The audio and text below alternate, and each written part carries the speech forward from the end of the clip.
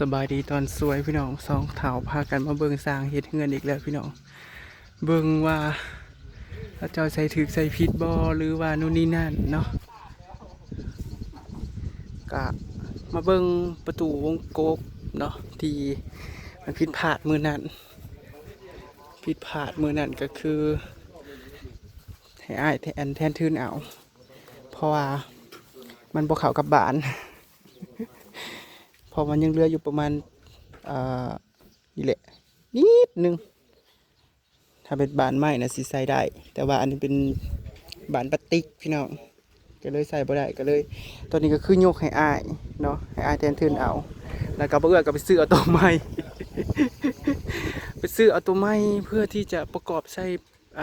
บานมันเลยพี่น้องเนาะ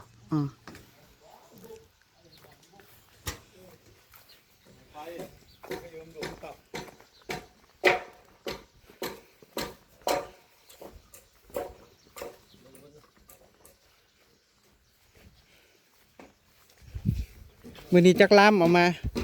บ่แอดคุณบ่ฮะบ่เลี้ยวก็ฮักเอาอยู่ได้ช่องมื่นปลายนั่นแหละวันนี้เอาเพิ่มน้องเขาลำหนึ่ง100เอาตื่มตัวพิเศษให้เนี่ยกับบ่ได้ลำเดียวตัดฉันว่าแบบนี้ยังจมนะจะแท้เจ้าของเขาบ่ได้จมโอ้ลักเอาโลตัดกันตัดเองเลยเนาะมันเป็นอะไรคือได้ท้อนบัดนี้เนาะนั่นนะจะเฮ็ดข้าวมันสาดเอาเพิ่นสิสาบถึงบ่เนาะตัวผู้ผิดแผนเฮ็ดไม่ใช่ไปนะพี่น้องเพิ่นกำลังตั้งวงกบแล้วก็สิติดตัวนี้ก็สิเทคานเนาะตัวนี้วงกบห้องน้ำพี่น้องสิใส่ห้องน้ำนี่นี่ตัวประตูห้องน้ำอยู่นี่เพราะว่าอาจจะเห็นห้องน้ำในโตพี่น้องเพราะว่าเพื่อความสะดวกสบายเนาะเพื่อความสะดวกสบายนี่ว่าคืออยู่ไทยน่ะนะแบบห้องเช่าอยู่ไทยสินะมันก็จะมีห้องน้ำในโตอย่างประมาณนี้เนาะพี่น้องเขาก็เลยเห็นห้องน้ำในโตเฮือนห้องน้ำก็เกาะมานี่แหละพี่น้องแล้วก็ตัวนี้ก็จะเป็นห้องน้ำแบบว่าห้องน้ำ2 ห้องนะทุกคนตัวนี้จะเป็นห้องน้ำส่วนโตแล้วก็ตัวนี้จะเป็นห้องน้ำนอกนะแต่ว่าลุมตัวไหนก็จะอยู่วางนี่แหละพี่น้องลุมตัวนี้เนาะแล้วตัวนี้ก็จะเป็นครัวออกมาอีกโอ้ยพี่น้องหลายอย่างหลายแนวเนาะครัวกับบ่อใหญ่ดอกพี่น้องประมาณห้องนึงเฮ็ดเอาบ่อใหญ่ตัวนี้เป็นประตูหลัง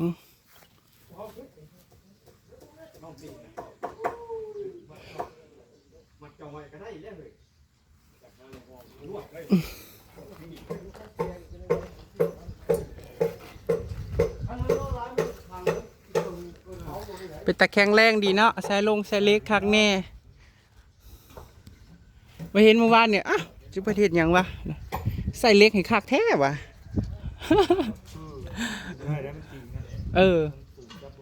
แมนจังว่าก็คักอยู่ได้ใส่เล็กให้แล้วนี่นั่นแบบว่ามันซานขึ้นไปนั่นนี่เนาะอันนี้คือล้อมประตูหน้าต่างเลยพี่น้องตัวนี้ก็หน้าต่างคือกันเนาะ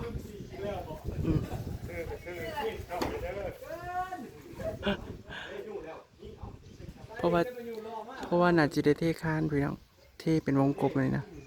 น่าจะนะบ่ฮู้คือกันว่าสร้างประเทศให้นะได้อิฐบล็อกก็น่าจะบ่พอพี่น้องมื้อนี้ก็สิพากันไปเฮือนเลยสิพี่น้องแต่ว่าก่อนอื่นก็คือมาแวะเบิ่งสร้างซะก่อนเนาะเพราะว่าเบิ่งว่าเพิ่นเฮ็ดถูกบ่หรืออะไรโน่นนี่นั่นเนาะก็เลยมาเบิ่งซะก่อนพี่น้องบันไดหาขันทุกคนที่เรียกว่าจะเอาเจ็ดมันไก่โพดพี่เจ็ดนะอยู่พี่มันไก่โพดพี่น้อง บักง่ายหนึ่งมันโพดมันไก่โพดก็เลยว่าเอาแค่หาขันก็พอเพื่อนกำลังเท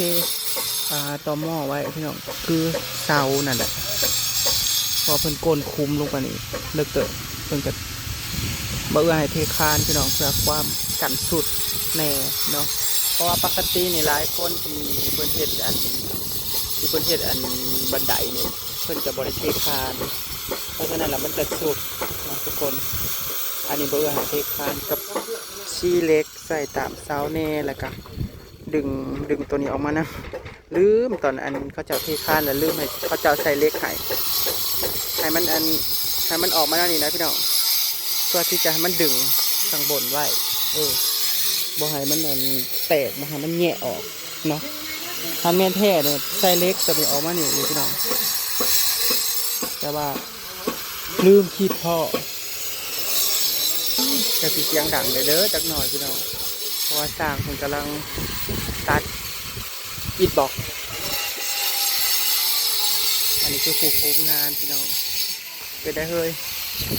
เริ่มเป็นลูกเป็นล่าง มันควันบ่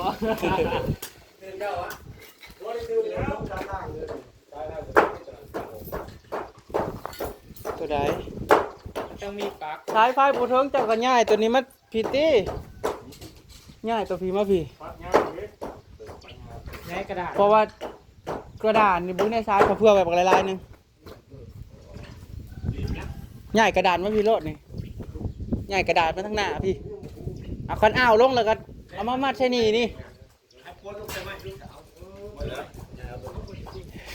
ระยะอันเนี่ย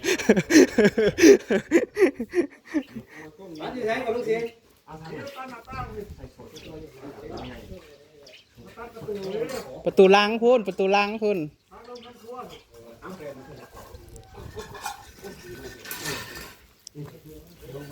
อันนี้ของโทงเด้อทุกคนเฮ็ดน้อยๆเฮ็ดใหญ่หลายกับโบค่อยได้อยู่ปานใดดอกสุดท้ายก็ลงไป YouTube อยู่รุมคือเก่าของโทงก็ได้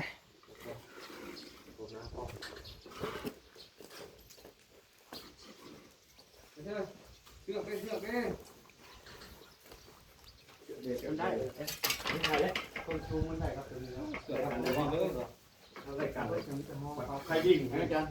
ไปแล้วห้องเขาชาวเป็นเก่งหน้ายิงมัน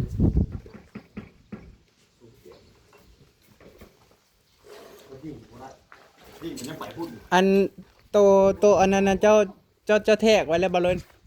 ประตูนะอันความต่ำความสูงอันนี้บัตรเฮาเทพื้นกับบัตรเฮาติดกระเบื้องนั่นนะแทกละ แทกไปแล้วพวกบริษัทบริเหตุอย่าง มันจะได้ทมพื้นทำนี่ 3 เซน และกระติดกระเบื้องกับประมาณ2-3 เซนนะเพียงนี้มันทมลายแล้วนี่เฮาห้องขึ้นประตูนี่มัน207 เซนพอห้องขึ้น7 เซนมันจะพอ10 เซนแล้ว สูงนั่นเดียว ได้ทับอยู่เทพื้นนี่ทับคานอยู่ไล่ทับคานตัวนี้มันขาด ไล่ทับ มัน คาน ห้องขึ้น 3 เซน 3 เซน คานนี่ปูพื้นทับหลังคานขึ้นมา3 เซน บัตรติดกระเบื้องขึ้นมาอีกถ้าเป็นหา เขาเบื้องขึ้นมาอีกประมาณ5หรือ6คันติดหนากับ6ติดบางกับ5ติดกระโหลก2 เซนก็อยู่ใน5 คันจากละเอียดนี่เทพื้นแล้วเขามาจับระดับใหม่แล้วเขาปูชายเพียงอันนี้ปูนคนเขาลดแต่ชายก็ปูนป๊าบ มาสาบอีกทีนึง แล้วเขาปูกระเบื้องอุเปลืองมานี่ใส่ปูนกาวเลยโลดเขาปั๊บได้รับเปิดเองถ้าเทพื้นนี่ชื่อๆนี่ยังบ่ได้รับต้องเขามาจับเครื่องอีกทีใหม่จับแล้วเขาเทปูนแต่ชายเทชายละเอียดแล้วเขาก็สิมาปูกระเบื้องนี่มันสิเสมอกันเลยบัดนี้ ถ้าน้ำไว้ละเอียดต้องไปละเอียดก่อนปูกระโหลกนี่ตัดนี่สูงมันยากตอนนั้นหาบานเนาะ ต้องเอามาจับใหม่จับเป็นนิดปูนชายเหรอ พยานมันต่ำจังหน้าปฏิบัติโอ๊ยประตูทูประตูมันเท่าไหร่ก็ ประตูมัน2 เมตรประตูมัน2 เมตรมันว่องเลยจะว่องเราไม่แบบพี่มันขีดอยู่ไหนพี่มันสุดต้องอยู่พี่ประตูสุดเลยประตู9 เมตร2 เมตรเปิดสบาย วิมันสูงหลายอยู่เลยหลายอยู่ เฮาอยากได้พื้นสีหนาๆเนี่ยนะเฮาบ่อยากได้บางๆเพื่อไว้ เพราะว่า1ซานเล็กซานหยังใส่แน่ก็เทสีหนาๆหั้นนะความหมายของอันตัวพื้นนะ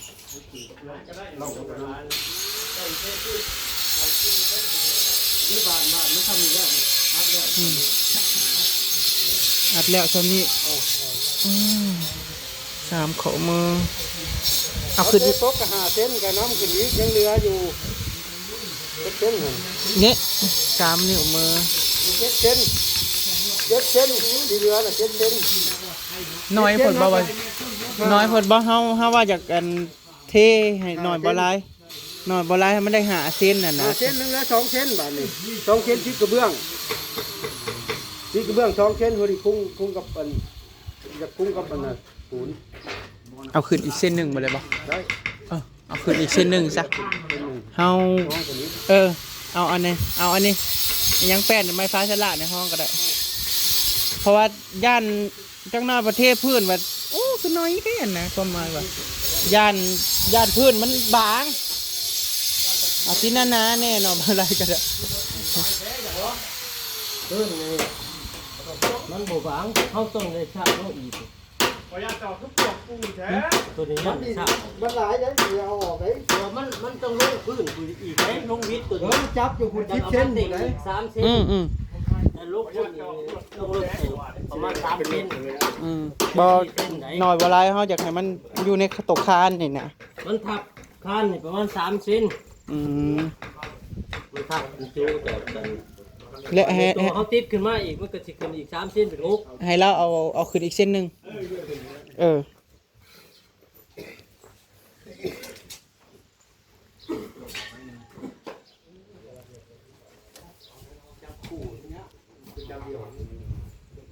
เป็นได้เลย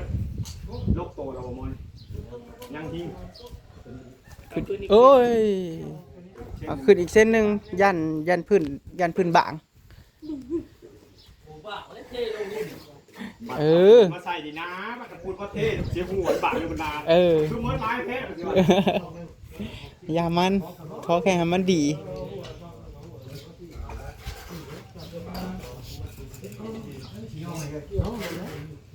ระวังมันล่มเด้อ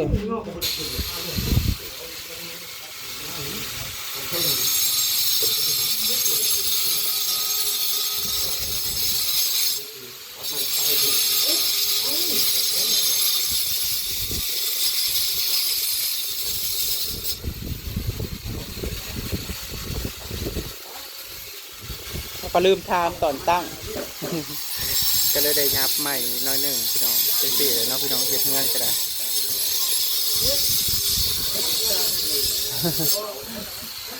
ขอโทษได้เลยเนาะพี่น้อง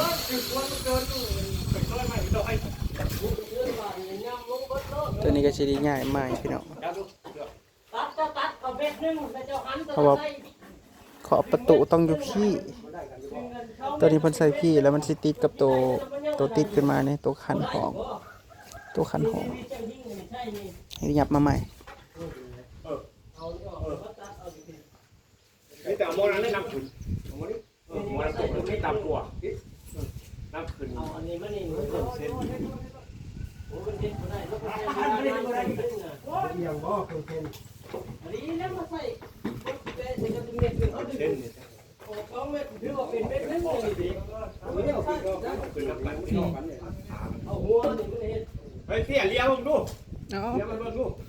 นี่ได้แต่พอ หัวมันละเที่ยงกัน เลี้ยงกันบ่นี่บ่แม่นบ่ทุ่งหัวเถิงบ่แต่เชือก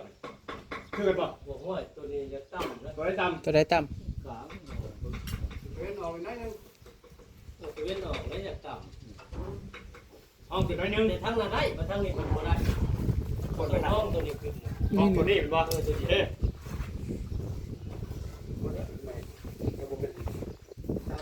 ทำนี่เด้อีกเลยนี่เด้ เอาตัวนั้นออกเอาตัวไม่ ำอันนี้ประตูห้องน้ำพี่น้องเปิดเข้า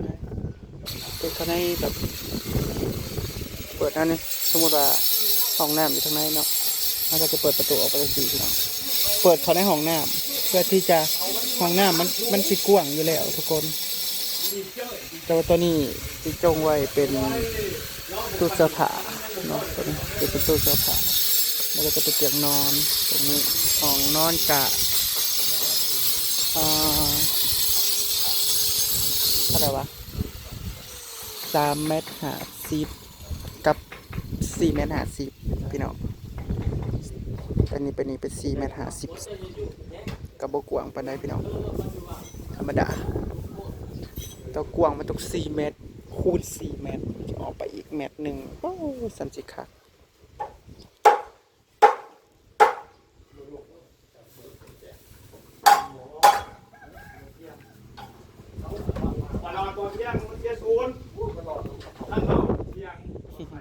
เมื่อกี้ว่าจะออกไปอีกพี่น้องจะออกไปนี่ให้มันได้อีกเม็ดหนึ่งมันเป็นใหญ่บ่ได้เงินบ่หลายเลยก็เลยเบรกเพราะว่าคันยับออกไปอีกอะเปลืองเงินอีกเนาะพี่น้องเบิดหลายอีกแต่นี่ก็ยังเบิดหลายพอแฮงเลยพี่น้องเอ้ย2 เท่าก็ได้การเฮ็ดเงินกะไม่ธรรมดาก็เหนื่อยเติบ จับแทงกับพี่อย่ามาใส่เอามาใส่จับเสียงคือแบบเสียบประทัดไม่ประทัดคือทุกคนเสียบนี้เสียบจับคนเนาะเอา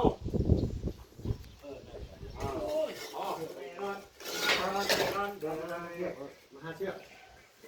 ออกมาได้จะเฮ็ดจะที่นี่นะ มาทำไมเราไม่ยืนแรกเนี่ย เราใช้ตัวเม็ดเลย ทำไมเราไม่ยืนแรกเนี่ย เอายังบ่ทันแมวมาเลยกึ๊กรับเม็ดนี่บ่ใช้เอาจะมีไปไว้ในบ่ใช้อีกเม็ดเลย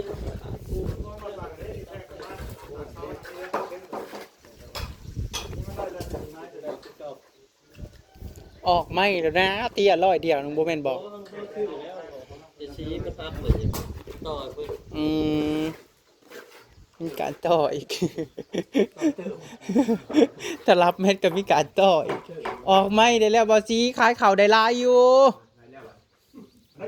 ขายเข่าก็ได้ลายอยู่แต่รับเม็ดร้อยเดียวนึง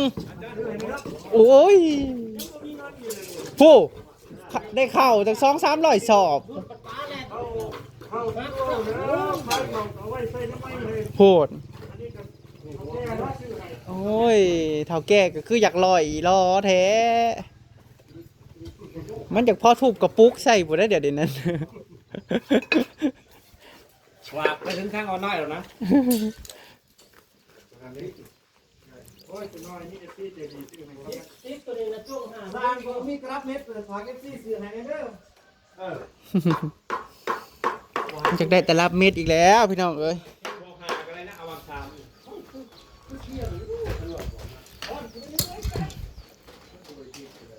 อันใดเอาเตะนี่ยังจงไว้หาเส้น นี่มันก็บริพิษที่เด่นลิงก็บริพิษที่เด่นเดี๋ยวอยู่ในกระติกนะเดี๋ยว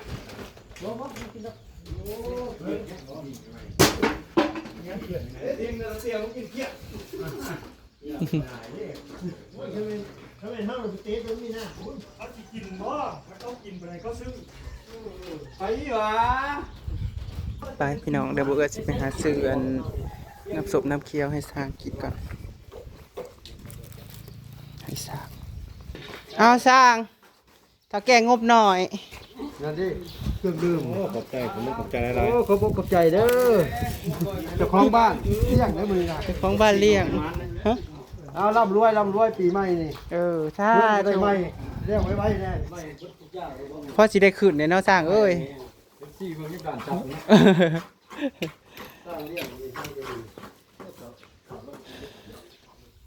ลูกซีเนี่ยบริกินนะนะครับนั่น เราคาร่ำเราไปกินได้เราไปกินอันนี้ ไอ้ดำลุงขาล้ำ ขวดแก้วเก็บพวกไปให้เฮานี่เด้อ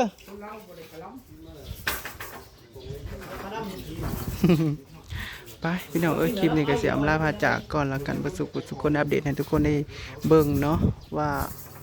ได้เยอะมากมายขนาดไหนเพิ่นเฮาก็สิเฮ็ดได้3 วันเนาะแต่ก็หลายคนเฮ็ดก็น่าจะได้หลายเติบอยู่เพราะว่าเมื่อวานเพิ่นก็เลิกไวเนาะอำลาพาจากก่อนแล้วกันพี่น้อง เจ้าเมียวเอ็นลอยเอาสปอนเซอร์น่ะ